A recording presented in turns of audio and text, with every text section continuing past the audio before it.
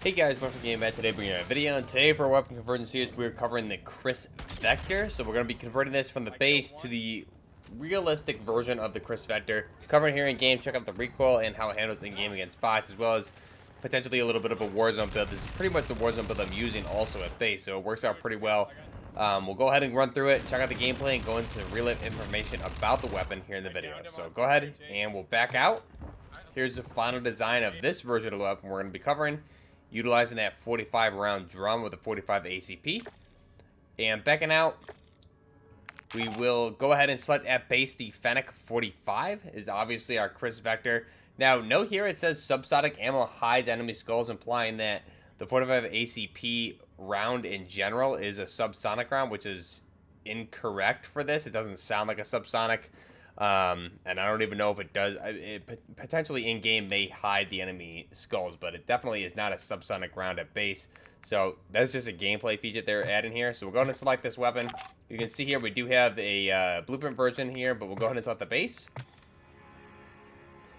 Now, for this weapon, if you want to be true to form for the barrel option, we're actually going to leave this blank. But if you really want to be true, you're going to go ahead and want the 5.5-inch Fenec mini tag to be more realistic. Again, this is the realistic barrel life. In real life is a 5.5. You can also go with the 8.5, which is actually more of a 6.5-inch barrel option here. You can go with that. 5.5 is going to be your probably best option here, but we're going to just run with the base just because we want the some different options here. But you can see the different designs here. Obviously, the Fenec Shroud is based on the semi-automatic civilian version, as well as the 16.5 is also based on the same. So we'll go ahead and back out. We'll leave the barrel the same for this one. Laser option, we're gonna run the the VLK ZLR or LZR 7 MWII. You can also go ahead and run a hipfire laser here. Also, if you would like, I think either of these are great. So the hipfire laser, the Point G3, or the VLK 7 milliwatt. So for this video, we're gonna go with the 7 milliwatt. For the optic, any optic is fine. I really like the way something like an EOTech works, especially brings me back to the original Call of Duty Modern Warfare. Looks really good. However, for this video, we're going to go with just the Weaver optic here. That's going to be we're going to go ahead and run with either of these two, probably the SZ Sigma optic. This is going to give us that Weaver optic. Again, just a regular red dot optic there. Nothing special about it. We'll go ahead and select that. Now, for the stock option, I personally like the Agile Assault 7 option. This is just going to give us this is actually the prototype stock for the Vector that was introduced at SHOT Show, I believe, 2013, I believe it was. So this is the prototype version. It was eventually replaced with the Gen 2. So I think this was actually the Gen 1 stock at some point. So this is going to give you the sprint to fire speed, aim walking speed, crouch movement speed, and the aim down sight speed, with the cons being the aim and stability and the recoil control. But again, for gameplay purposes, this actually works really well, and it was just destroying people in Warzone 2. So we'll go ahead and select that, and that's going to give us our Gen 1 prototype stock. We'll go ahead and skip the rear grip. Magazine option at base in this game, instead of a 20 round, you actually have a 30 round. So you can definitely take out more than one enemy with the 30 round magazine, especially in multiplayer. So that's more than enough. However, for Warzone, or in even some multiplayer games, if you really are going to want to engage 2 or more players, you're going to want the 45 round magazine of that 45 ACP ammunition. That's going to give you the magazine capacity is plus 15 from 30 to 45, as well as the cons here: movement speed, aim down sight speed, reload quickness, and the sprint to fire speed. You also have that double tap mod, again, carrying over with that Glock mag from Modern Warfare 2019. So we'll go ahead and select the Fenec 45 round. For the ammunition, we can leave that at blank. And for our 5th option here for the underbarrel, this again is really personal preference. I personally like the Magpul vertical foregrip here, the OPX9 foregrip. Again, that Magpul foregrip looks really aesthetically pleasing on this weapon, and it gives you the good hipfire recoil boosts that you need with this weapon without the mobility decrease. So pros are the hipfire accuracy, aim walking steadiness, recoil steadiness, hipfire recoil control. Cons are the hip walking speed and the aim down sight speed. Go ahead and select that. And this is our final design. You can obviously tune this really how you want. I think a lot of these options, something like the stock, I would tune more towards ADS. Something like the grip itself, again, I would tune more towards ADS and maybe leave the horizontal adjustment in the middle. But you really are building this thing for ADS speed and close quarters control, hip fire and ADS speed control. So again, here's the final design for the Fenec 45 or the KRISS Vector Gen 2. Now, there's definitely some differences here. We have the charging handle on the left-hand side of the weapon here, ejection port on the right. And then we also note that the Super V, in real life, this thing comes with what is called a proprietary Super V recoil compensation system. So that whole mag well is actually much more bulkier in real life. There's a lot more mass to that, I guess, thickness to the mag well, which is where that recoil, that proprietary recoil compensation system or the Super V recoil system is held, which basically gives this thing, makes it flat shooting at a high rate of fire of around 1,200 rounds per minute. So not quite accurate here in game. And if I recall the original Call of Duty Modern Warfare, I believe that was much closer to the realistic version of the weapon at the time. Now, of course, with weapon conversion videos, we're going to have the private game issue, so we'll go ahead and just jump back into it. And here we go. So if I go ahead and look at this weapon, again, the other issue here is that the pistol grip does not connect to the mag well like it does in real life. So that is actually connected in real life. Those are really, I guess, the major differences here. Obviously, we have a little bit longer barrel here with this version of the weapon. If we were to use the 5.5-inch barrel, we'd be more accurate to the real life version. You can see the extended handguard on this with what appears to be M-lock on this thing. But again, other than that, it's relatively close. Now, obviously, the buttstock we're using here is not accurate to the production version currently. This is more of the prototype version, as I said, with that Agile Assault. So again, the base version still is not the 100% version of what you have in the final design. But again, it is a folding telescopic buttstock in real life. So this is a little bit different, but again, pretty close to the final design version. But again, the Agile Assault is the prototype version, I believe, for what was the Gen 1 at the one of the original SHOT Shows.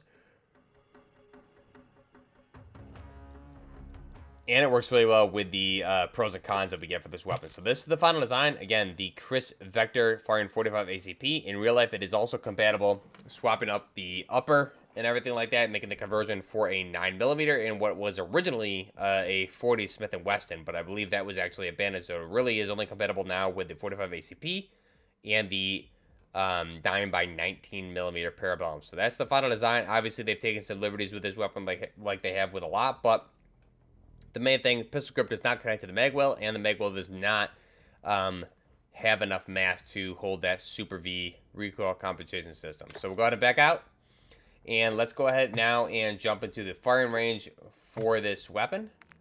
And we'll go ahead and check out the recoil control. So here is the final design of the Fenec 45 or the KRISS Vector, utilizing that Super V recoil compensation system. Now again, very similar to what was in Modern Warfare 2019. I think it's a very accurate depiction. Actually, in my mind, it looks a lot better, much more detailed, things like that. But we'll go ahead here and just fire these rounds off and see the recoil system again. That you can see it actually doesn't have a lot of recoil. I'm able to hit these targets, anything down. That's a 50-meter or a 55-meter target here at the very end. And I'm able to get it with the very end of that magazine. Obviously, in a real gameplay situation, I would burst that. But these targets here are very easy to kill. And then here, I would just probably burst this thing with like a 2-round burst. Or you can swap to a single shot and go ahead and kill at the long range as well. So we'll go ahead here and... Now, you're definitely better off bursting that. I think like a 2 to 3 round burst is more than enough for those longer ranges. Go ahead and reload here, and we'll go ahead and burst that last target. And easy. And then up close, we can just mag dump these ones, no problem. And then we're all set. So here's the KRISS Vector 45 ACP. Let's go ahead and check out the recoil control for this particular build. Again, super fast rate of fire. You can see the recoil basically vertical. We have a little bit of horizontal recoil there, but again, this is built for close quarters. So if we're controlling this recoil control, like that is very easy to control. You can see those are all center mass shots, and again, very high rate of fire. Just drops these targets very quickly. Reload. Now this is obviously stretching the range, especially with this barrel. If we were to use longer barrel options on this, it would obviously be a little bit easier. Hip fire control on this, which take a look. Now, we're not even running a hip fire laser. That's pretty good for that distance. Let's try this one. Now, you can see that was a little bit more spread out. But again, still, that should be a kill at close quarters combat. Let's go ahead now, and we'll jump into the gameplay here with the Kriss Vector. Again, playing on just a more close quarters map, trying to play it as we would with this thing in real life. It is a beast at close quarters, so we're just trying to use it as such. Running like a Glock 18C as a secondary. And just trying to let this thing rip in close quarters. Thankfully, this is a pretty close quarters map, and again, we're stretching out some engagements, I would say, beyond 25 meters, barely. But again, you can see how easy it is to control at those ranges. Anything beyond that, maybe outside of 30, 35, makes it a little bit difficult. As you saw in the shooting range, anything that longest target, I believe, is at 50 or 55 meters. That's a little bit difficult to fully just fire full auto with. But again, not impossible. Definitely you want to burst fire, or that's where you would come in with a secondary or something like that in Warzone. But for this weapon, again, series weapon is based on the submachine gun developed by the American company KRISS USA, utilizing the formerly known as TDI, utilizing that Super V recoil compensation system. Now, this weapon is submachine gun or a pistol caliber carbine based on the civilian versions. Place of origin would be the United States, and it was designed in 2006, and it's been in production from 2009 through present, hence why it was in the original Modern Warfare 2 in 2009 in all of its glory. So the manufacturer is KRISS USA Incorporated.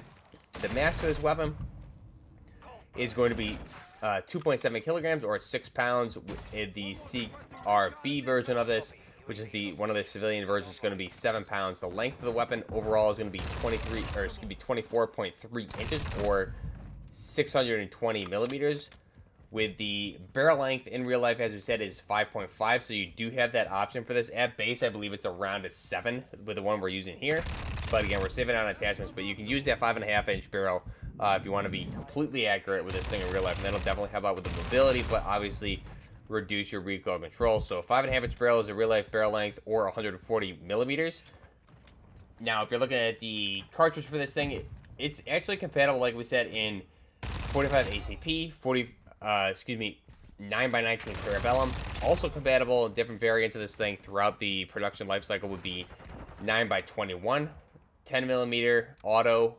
We also have 40 Smith & Wesson, 357 SIG, and 22 LR. Now, the main production versions of this are going to be the 9x19 and the 45 ACP. So that was during the whole production period, development period of this. It was compatible with different calibers. There was a lot of ideas for this, but now the main versions are the 45 ACP and the 9x19 Parabellum, which is the same round that we see in a lot of submachine guns, specifically in this game, like the MP5.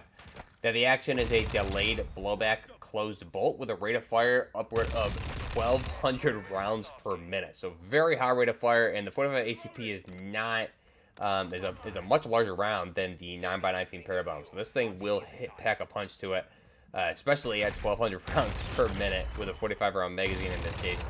Now, the effective firing range is going to be 55 yards or 50 meters, which, again, that's really what we see in the firing range, stretching that thing out to 50, 55 meters there at that last target. Feed system for the 9x19 version would be a 10, 17, 19, or a 33-round detachable magazine. Now, those are Glock mags. Even a 40-round magazine. Now, for the 45 ACP variant of the weapon, it can take a 10, 13, or even a 25 or a 30-round magazine, and in this case, also a 45-round drum. So this thing does accept Glock magazines in 9x19 and 45 ACP. And we're also running that Glock 18C as a secondary here. Now, the sights for this weapon, flip-up iron sights. We have the military standard 1913 rail provided for optics. We have the Weaver mount optic on this thing, which looks really, really nice. Again, we have that Picatinny on the top rail, which we have it mounted on. Or you can also see with this optic, we have the flip-up iron sights in the front of the weapon and the rear by the buttstock that are flipped downward, because we do have an optic attached to the weapon. So that's pretty cool. Now, this thing, through its life cycle, we had the Gen 1, Gen 2. And it's interesting that they did not include the actual version like we saw in Modern Warfare 2 in 2009 in this game.